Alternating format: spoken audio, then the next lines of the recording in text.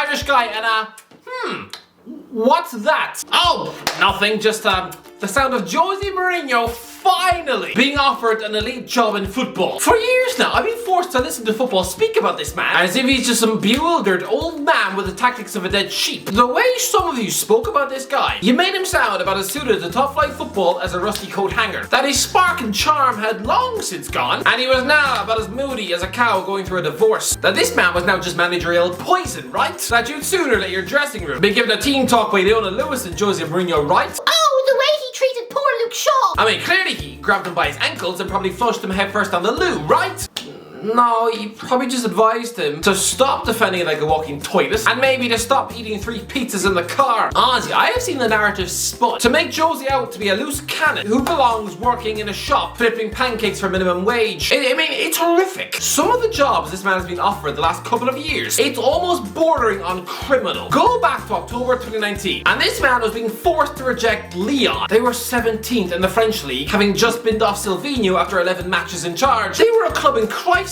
I'm sorry, but if you are perched on the edge of a French relegation battle at Halloween, don't you dare even think about sending an email to Mourinho. Honestly, when he received that job offer, I wouldn't be surprised if he instantly threw his computer off the wall. Honestly, this is Jose Mourinho. I mean, would you ask the Queen of England to work the night shift at Pizza Hut? Would you ask Britney Spears to be a lollipop lady in Hull? I mean, it gets worse. When he was fired at Old Trafford, he was immediately offered the gig at Benfica. I mean, surely, he would have got the chance to briefly coach Ruben Diaz and João Felix, so it wasn't exactly like being offered a job wiping toilets at McDonald's, but still, Portuguese league? I mean, I also remember him being briefly linked to the gig at Wolves. Yes, Wolverhampton Wanderers.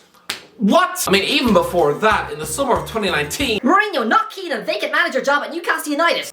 I should think not. Who even asked him that question? Lining up for a Mike Ashley regime, being forced to pick Paul Dummett and Matty Longstaff. Why? Why would anyone think that Jose was stupid enough to take a job that instead went to Steve Bruce? I get and understand the links to Newcastle now, but not in 2019 when they had no money to spend. I mean, Christ up, under such a tight owner, the tea ladies probably had to eat crayons and glue for lunch. It was a job which Sam Allardyce turned down that summer. So what made anyone think Jose would say yes? And last year, in the 2 weeks in spring between the Tottenham sack and jumping into the Roma job, he was one of the favourites for this. Jose Mourinho sensationally emerged as a potential candidate for the vacant Celtic job.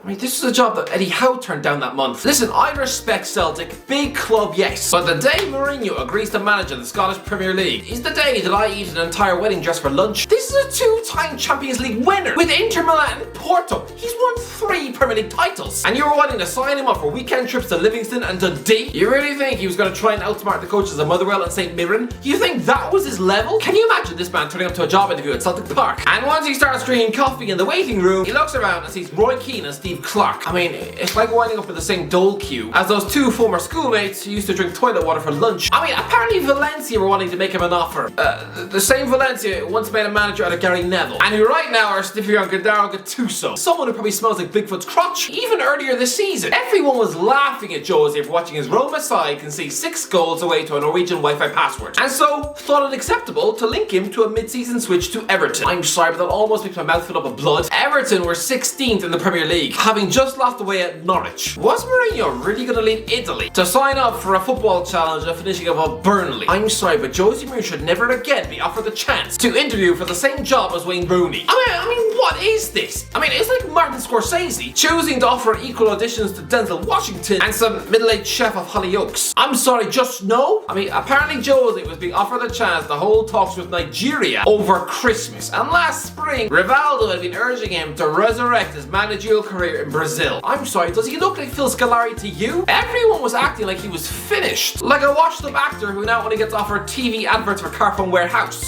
No, he's not football's answer to the guy who played Chandler Bing, or whoever played the main guy of Scrubs. No, he's not washed up. But now, finally, PSG. Paris Saint-Germain want Jose Mourinho in charge. I mean, PSG are mental. Imagine sniffing out Mourinho when you've already sent out a contract to Paul Pogba. I mean, it's like inviting both Gallagher brothers around your house for Easter brunch. Yeah, pretty sure someone's getting a broken shard of glass through the eye. I mean, Mauricio Pochettino is known to be a nice guy, right? Football's answer to Ned Flanders. Someone who right now is probably helping an old lady across the street. I mean, he probably sponsors about 7 kids in Uganda. What a nice man. But I'm guessing there's still a small, deep, dark part of his soul, which honestly must feel like tearing Mourinho's face off in his sleep. Let's be honest, back in 2018, Pochettino was the home wrecker who wanted to replace Jose at Old Trafford, right? This man was buttering himself up to steal Jose's job. Well, right now, Mourinho is about to take Pochettino's last two jobs. Honestly, sacked at Tottenham for Mourinho, sacked at PSG for Mourinho. Right now, he's probably gripped by paranoia. And somehow, Jose is now watching him on the loo. I mean, the poor man is probably now rifling through his wife's texts because Jose Mourinho is ruining his life. To be fair though, I'd call Pochettino moving to PSG would be a disaster move. I mean, this is a man with a lot of credit in the bank in England, sure, for his smiley interviews and match of the day, but honestly, PSG is a superficial club which centers around image. So hiring someone who looks like a Shaggy of Scooby-Doo let himself go, and who has a CV about as impressive as a summer painting fences in Bahrain, he was never gonna last long in the egocentric world of PSG. A world which centers around clout.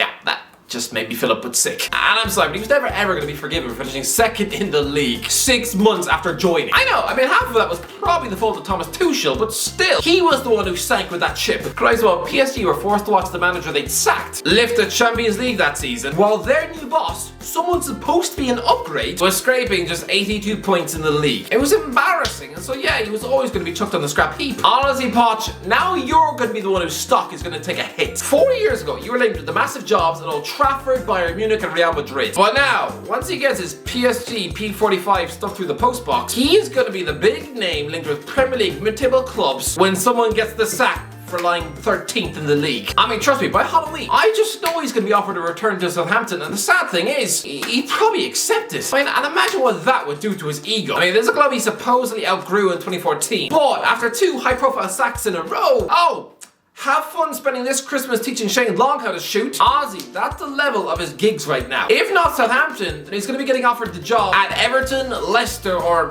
Fulham. Oh, it's all just a bit sad. But Mourinho to PSG, I don't think it's going to happen. I mean, he's currently joint favourite with Christophe Galtier, the current coach of Nice. I get it. Galtier is the man who won the league title with Lille, and last season managed to beat PSG with Nice. He's on the owner's radar, like that pesky mosquito who keeps biting them in the neck. But don't forget, he did just finish 5th in Ligue 1 with Nice, and he ended the season with 7 wins from the last 16 games to utterly bottle top 4. Oh yeah, and he lost the Coupe de Final to Nantes. And no, I'm not talking about that old man who wasn't invited to the Queen's Jubilee. Listen, I realise he's mostly got a pretty dog food squad. Good guys, he's still having to pick Morgan Schneidel in midfield. But it's still a club bankrolled by the filthy rich billionaire Jim Ratcliffe. So is 5th really worthy of the job at PSG? Are you really going to overlook Mourinho for a guy who was once assistant coach at Portsmouth? You know, the same year Jose was winning the league? I mean, it's like telling someone that in 20 years' time, Pep Guardiola will one day be overlooked for a job in favour of hiring Duncan Ferguson. PSG are a club desperate to win the Champions League. Jose has won the thing twice. Gautier has never even won a single game of the competition. Instead, 5 defeats, 1 draw, that's it. I mean, this guy was headhunted by Newcastle and Aston Villa when they were in relegation scraps. So giving him the likes of Neymar, Mbappe and Messi, he'd be more out of his depth than a toddler in a lake. This man is not high profile enough. I'm gonna say the same thing that could be said with watching TV with my overweight uncle who keeps scratching his sweaty crotch on the couch. Honestly, you can smell the stench of the sack. But Mourinho, give him the PSG job. I know he's loyal to Rome, but come on. By now, he's apparently eyeing up a move for Hector Bellerin and is being priced out of a move for Aaron Wan-Bissaka. You're doing a great job at Roma, but clearly there is a ceiling. But in Paris, you'd be back in the realm of the elite. A front 3 of Neymar, Mbappe and Messi. Never had as talented a front 3 in his life. I mean, people think, oh, Jose plays hideous, awful football. He'll have the French people puking into their croissants. right. Go back to the 11-12 season at Real Madrid. Absolutely world-class squad and 100 points in the league, finishing 9 points above Pep's Barcelona. You know, the best club team of all time. 100 points, finishing nearly 50 points ahead of Atletico Madrid. I'm sorry, what? They won every game in the Champions League group stage by an aggregate of 19 goals to 2. I'm sorry, but this team, they scored 170 goals that season. Yes, 170! They should have won the Champions League that season. I have absolutely no doubt. It shouldn't have been Chelsea lifting that. So the best team in Europe that season were unequivocally Real Madrid. They just bottled the penalty shootout against Bayern Munich in the semis. I mean, Ronaldo, Kaká and Sergio Ramos have all scored over 200 penalties in their career. And they all missed that night. Just a bit weird. But lads, 121 La Liga goals that season. That is a Spanish and European record. And yet this team just seems to be utterly forgotten. No, it's one of the greatest teams of all time. It's the best Real Madrid team I've ever seen. Everyone talks about this man's achievements at Porto, Chelsea and Inter Milan. But this Real Madrid team was the greatest side he'd ever built. By far. Under Jose, attacking players aren't allowed to flourish apparently. Is that a joke? That season, Ronaldo got 60 goals, Karim Benzema scored 32 goals, even Gonzalo Higuain, just a backup striker mostly rotting on the bench, even he scored 26 goals that season. Jose Callejon, so nothing, backup left winger, he scored 13 goals that season. I mean, Mesut Ozil is seen as football's problem child. Just another Paul Pogba, insatiable talent, trapped in a body that nobody can unlock. Yeah, that season under Mourinho, he got 28 assists. The year before, he got 29, and in Mourinho's final season, 24. That is mental. He created 81 goals in 3 seasons. 81 assists. Those stats are worthy of winning a Ballon d'Or. I mean, Angel Di Maria got 17 assists in 2012. Even Kaká, yes, Kaká, the big money Real Madrid flop, that season, 8 goals and 16 assists. I'm sorry, but if Mason Mount puts up those sort of numbers, the English press start drooling from the nose. To me, this was the best season of Mourinho's life. So give him a world-class squad and attacking brilliance. And yes, he can play some of the most devastating football in the world. In his 3 seasons at Madrid, the negative, boring Jose watched his explosive team score 100 plus goals in the league every year. So give Mourinho this ridiculous PSG squad. Allow him to mold Kylian Mbappe into what he wants. And they win the Champions League this season. So go on, Paris, forget the dusty, boring old man Gautier and get Mourinho. He is box office and world class. Make it happen. Anyway, that's it. What do you think? Or let me know in the comments below. Should Mourinho go to Paris? Let me know if you enjoyed the video. Don't forget to subscribe as always. I'll talk shit in a while.